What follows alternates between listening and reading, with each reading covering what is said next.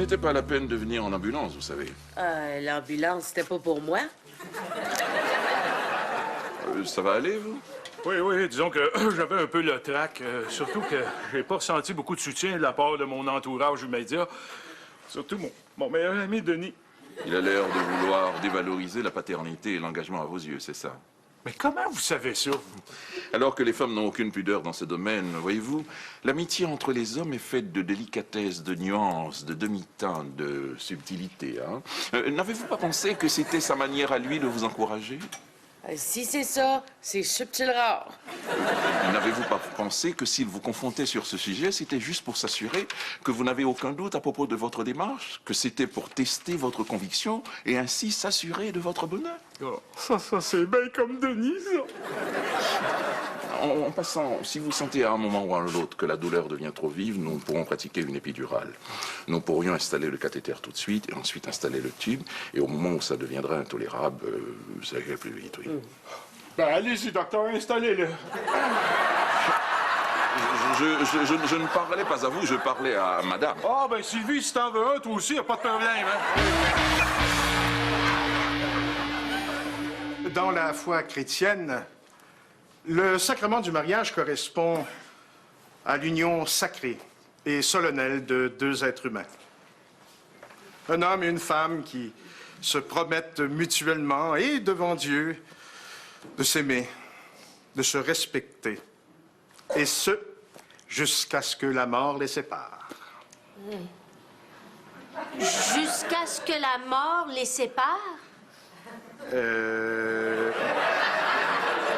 Oui. Donc, c'est pas définitif.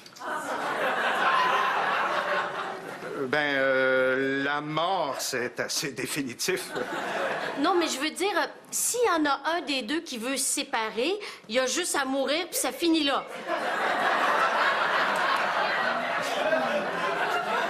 Non, je pense que vous avez mal compris, là. L'affaire, là, c'est que si vous mourrez, là, hein, vous allez nécessairement être séparés. Ça reste à voir. Oui, vous connaissez pas la mère de Jean-Louis? La machine a dit qu'il y a une contraction qui s'en vient. Mais là, faut s'en attendre un peu. Oh, elle s'en vient, là. Elle s'en vient, là. Elle s'en vient, là. Elle s'en vient, là. Ah ouais, elle arrive. Ah ouais, Sylvie. Respire. Oh, puis elle s'en va. Hé, Germain, c'est très... Oh, il y en a un autre qui s'en vient, Sylvie. Oh, c'est une grosse, ça va faire mal, celle-là, là. Oh, les gros bobos. Ah ouais, respire. Oh, puis elle s'en va. Germain, je le sais que ça fait mal. Fait que j'aimerais autant que tu le soulignes pas en plus. Oh, mais quoi? Arrête de parler, ça me stresse, OK? OK. Oh, mon Dieu! Germain! Il y en a une grosse qui s'en vient, là. Sylvie, là, c'est la plus grosse. À date, là, ça va te faire mal. Tu vas souffrir le martyr. Tu vas avoir l'impression de mourir, Sylvie. Je pense que ça va être juste l'impression. Germain! Veux-tu bien me laisser tout seul avec mes contractions? Calvaire! Ça viendra me demander de m'impliquer encore une fois. Au nom du Père, et du Fils et du Saint-Esprit. Amen. Alors maintenant, si vous le voulez bien, nous allons passer à ce moment que vous attendez tous et toutes impatiemment, l'échange des consentements. Juste une petite seconde. Quoi encore, hein? J'ai beaucoup apprécié votre homélie, mais il y a juste un petit passage qui m'a laissé un petit peu songeur. En fait, c'était un peu flou. Quel passage, hein? Le passage que vous avez intitulé « Devoir conjugal ». Oui, c'est un peu obscur comme concept, je trouve. Oui, est-ce que c'est comme un genre de devoir comme on avait à l'école? C'est-à-dire on le fait vite avant le souper pour s'en débarrasser? Si on a de la misère, notre mère nous aide.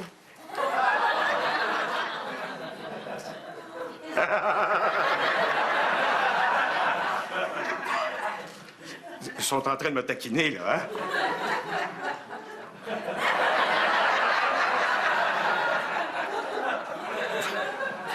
Vous savez comment on fait des enfants? Hein? Ben, c'est sûr. C'est les sauvages qui les apportent. D'ailleurs, c'est pour ça qu'il y a une baisse du taux de natalité. Il n'y a plus de sauvages à cette heure, il y a juste des Autochtones. Excusez-moi, monsieur le curé, je pense que je dois vous aider si on va encore ici demain matin. Je vous en prie. Jean-Louis, Titelaine, on va vous expliquer qu'est-ce que c'est que le devoir conjugal. Qu'est-ce que tu connais là-dedans, toi? Ça fait des années que t'as pas de conjointe. Allez, poussez, poussez. Où ça?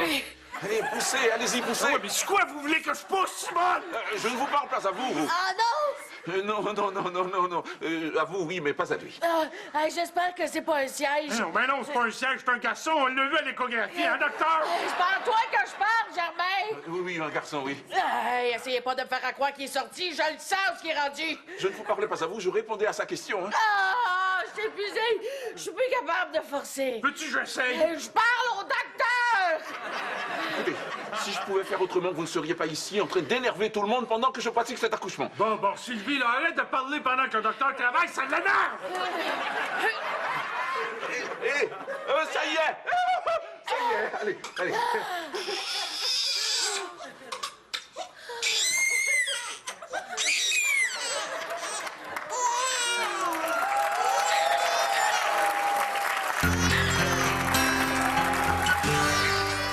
Et c'est ça que les messieurs et les madames font ensemble et qu'on appelle le devoir conjugal.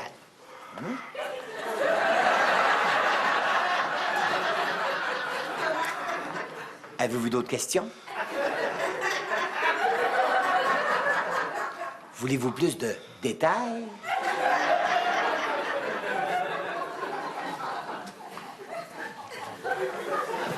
C'était-tu vraiment nécessaire de décrire autant de positions? Il me semble que 4 ou 5, ça aurait été correct. Tant qu'à donner un grand coup. Oui. Bon. Ah oui. Si quelqu'un s'oppose à l'union, veuillez le faire savoir maintenant. Excusez-moi, monsieur le curé, là. Écoutez bien, OK? Là, vous allez vous marier. C'est-tu clair, ça? Parce que vous êtes le seul couple au monde qu'on connaît qui peuvent se marier parce qu'on est absolument certain qu'il va jamais divorcer, OK? Vous êtes tellement fait pour être ensemble que ça n'est écœurant, OK? Vous êtes presque un cas de manipulation génétique. Tu dis ça pour nous flatter. Titelaine, Jean-Louis, là, c'est le seul gars sur la terre que si jamais tu trouves qu'il est fin, c'est parce qu'il est vraiment fin, OK? C'est pas parce qu'il a une idée en arrière de la tête, OK?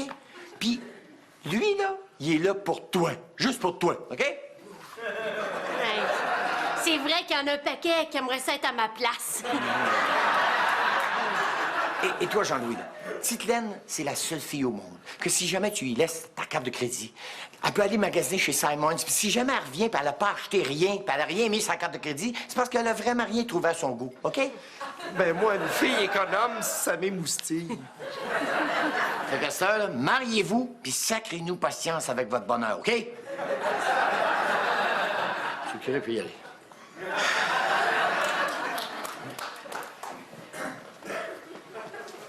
Alors,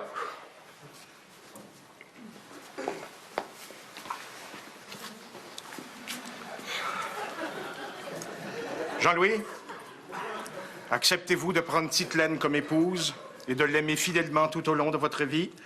Oui, je le veux.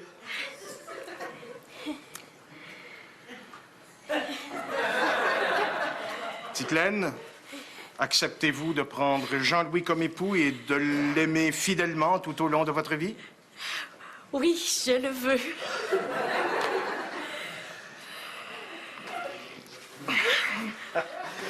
Vous êtes maintenant mari et femme.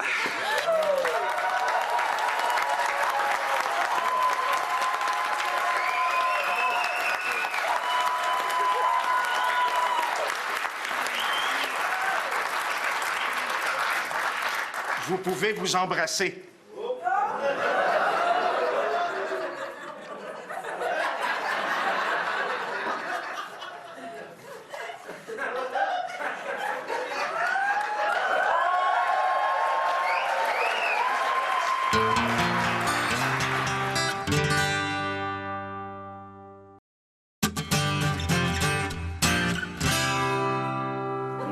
j'en reviens pas. Je suis papa. Enfin, je suis papa. Tu peux pas savoir ce que ça représente pour moi, ça. Tu vas voir, je vais toujours être là pour toi. La première fois que tu vas te tenir debout en patin. La première fois que tu vas faire du bicycle à pédale. Puis même quand tu vas avoir de la peine, moi, être là aussi. M'a tellement t'aimé, là. Tu pourras pas faire autrement que de grandir en ayant confiance en toi dans la vie. Monsieur Langlois, Oui? vous êtes en train de bercer le placenta. Oh, excusez! Excusez-moi.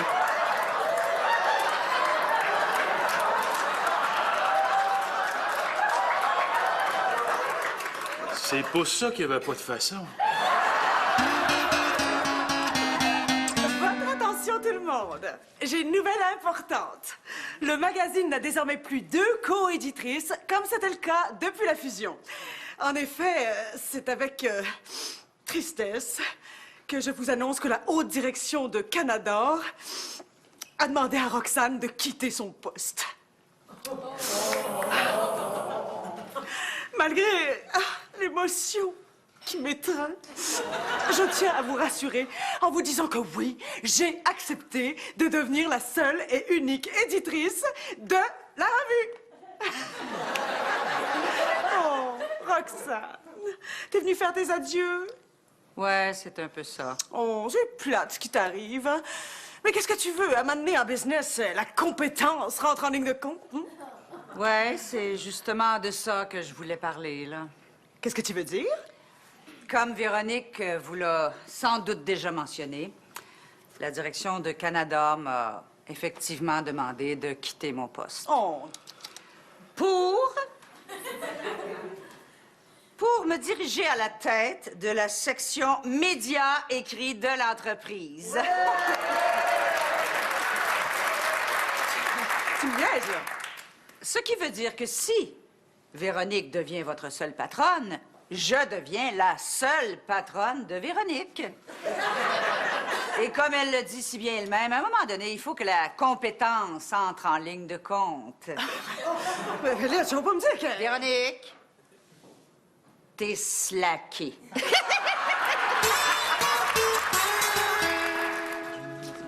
Allez, les enfants. Ah, bonjour, Monsieur Charret. Salut, père. Ah, hey, il y a Marie-Josée qui t'a laissé un message. Ah, je t'en rappellerai plus tard. Toujours dans ton histoire de voyage? Ouais, sauf que là, c'est décidé. D'ailleurs, on part ensemble, Lisa et moi. Ah, donc tu suis mon conseil. Vegas. Non, l'Afrique, on s'en va faire de la coopération internationale. Quoi? Ouais, puis c'est grâce à toi si on a eu l'idée. Ah, jamais j'aurais suggéré ça. Il n'y a pas de fun à voir là. Ben, pas directement, là. Mais le speech que t'as fait sur l'importance de l'engagement au mariage de Jean-Louis, là, écoute, hein, ça a été notre élément déclencheur. Ouais, puis votre vie amoureuse a démontré que l'engagement, ça peut très bien se vivre pas dans un couple. Fait que c'est pour ça que nous autres, on a décidé de faire un engagement social. Il me semble que c'est pas ça que je voulais dire. Tu sais, Pat, moi, grâce à Lisa, là, j'ai découvert que tu m'avais apporté beaucoup. Puis ça, malgré les apparences, là. Puis je te dirais que, ben, à ta façon, t'as été un père parfait. Ah ouais? Mais, pas en tant qu'exemple, là, en tant que contre-exemple. Salut tout le monde! Hey! Écoutez, on a une grande nouvelle. On veut se marier. Encore? Oui, on veut réitérer nos vœux. Tu sais, t'avais commencé à me faire réfléchir en me disant qu'un mariage à Vegas, ça valait pas grand-chose, mais ce que t'as dit là, au mariage de Jean-Louis, ça a été la cerise sur le sundae.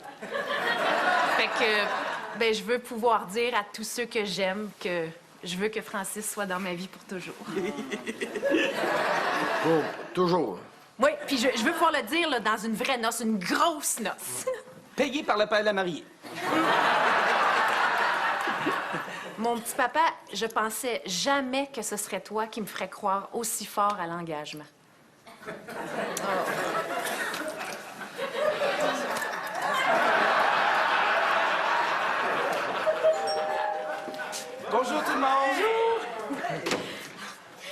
Denis, on voulait te remercier pour ce que t'as fait pour notre mariage. Ah, ben, on vous remercie, vous aussi.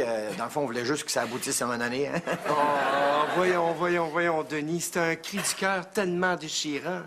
On sentait tellement ta souffrance, là. Ça faisait presque pitié. Quelle souffrance? Ben, la souffrance d'un homme qui arrive dans la force de l'âge et puis qui se rend compte qu'il n'a pas trouvé à s'engager amoureusement et qui constate le vide abyssal de sa vie. Et qui dit à ceux qui ont trouvé l'âme sœur, allez-y, soyez heureux pour moi, il est trop tard, je suis condamnée à rester seule. Et malheureux. Triste. Amer. Pathétique. C'est beau, là. Bonjour tout le monde! On est venu vous présenter quelqu'un. Messieurs, dames, voici Petit Denis. Et sache, mon vieil ami, que tu mérites pleinement cet hommage, car tu t'es sacrifié pour moi. Ah oui, comment ça? Eh bien, subtilement, tu as su, grâce à tes désastreuses histoires sans lendemain, ton inconséquence chronique et ta spectaculaire irresponsabilité affective, tu as su, dis-je, me montrer que le bonheur ne pouvait être qu'ailleurs, dans l'engagement et la stabilité. Merci, Denis. Merci, Denis. Je vais aller appeler Marie-Josée.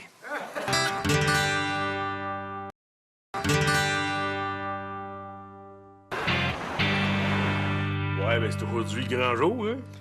Ouais, c'est aujourd'hui que Marie-Josée aménage avec moi. Ça va quand même te faire drôle de mettre tes culottes quand t'as passé ta vie. Les enlever! Les enlever! Non, mais n'empêche que je suis un peu nerveux. Comment ça? Mais c'est comme un nouveau chapitre dans ma vie. Hey. Ça fait quasiment 20 ans que j'ai pas vécu avec une femme. Et en plus, c'est aujourd'hui qu'on va apprendre qui est le nouveau boss de kilomètre-heure. Ah, c'est bien tout vrai. Hey, t'as tu quand est-ce que Roxane était rentrée? Elle était rentrée le même jour que tes enfants étaient revenus chez vous. M'en rappelles? T'en rappelles-tu? Hein? M'en rappelle. Denis, Nicolas, qu'est-ce que vous faites là? On n'est pas encore samedi? Ben, ça va être un peu samedi à tous les jours, pas? On s'en vient vivre avec toi?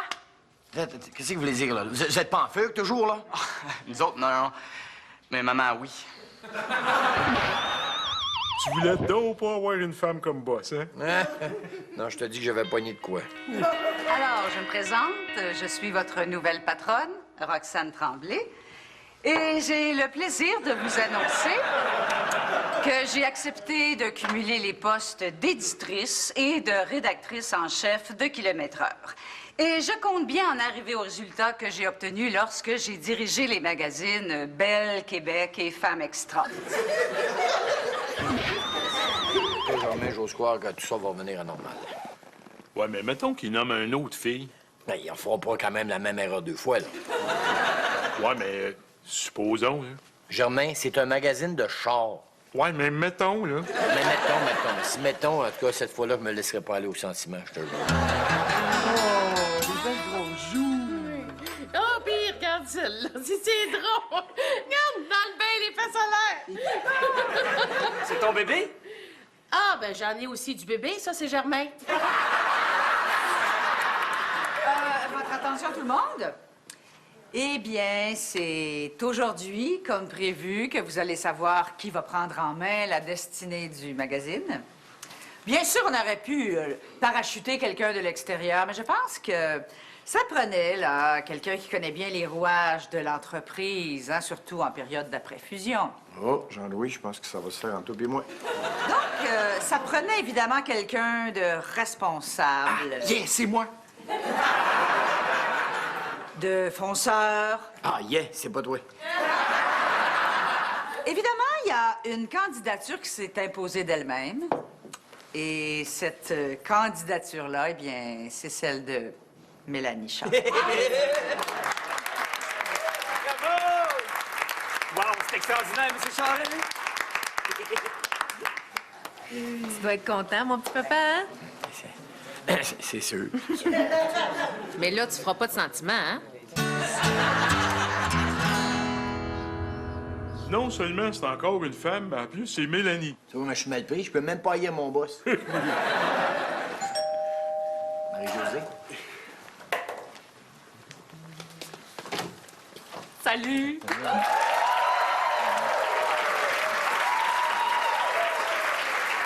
Germain?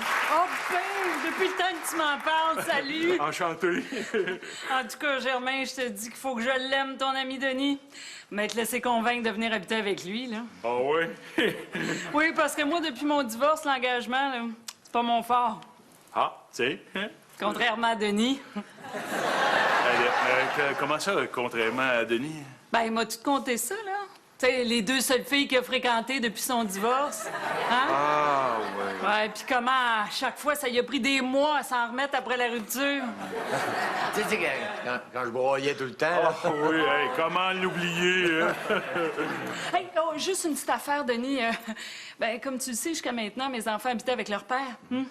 Mais là, là, il est tombé en amour, puis il est parti faire le tour du monde avec sa nouvelle blonde. Puis? Ben, il me les a dompés hier soir. Hey, c'est correct, hein, s'ils viennent habiter avec nous autres? Hein? Ben là, Hein? Hey, Guillaume, Karine! Venez-vous-en, c'est correct avec Denis.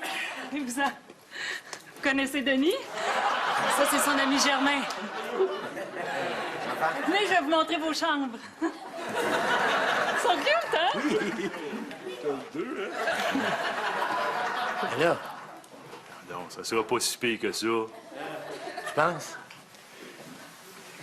À l'âge qu'ils ont, là, ils vont partir de la maison dans quoi?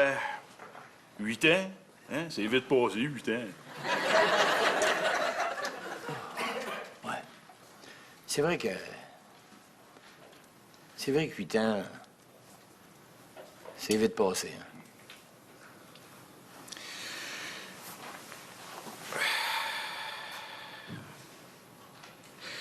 Une petite frette, mon Denis? Ah oui, donc.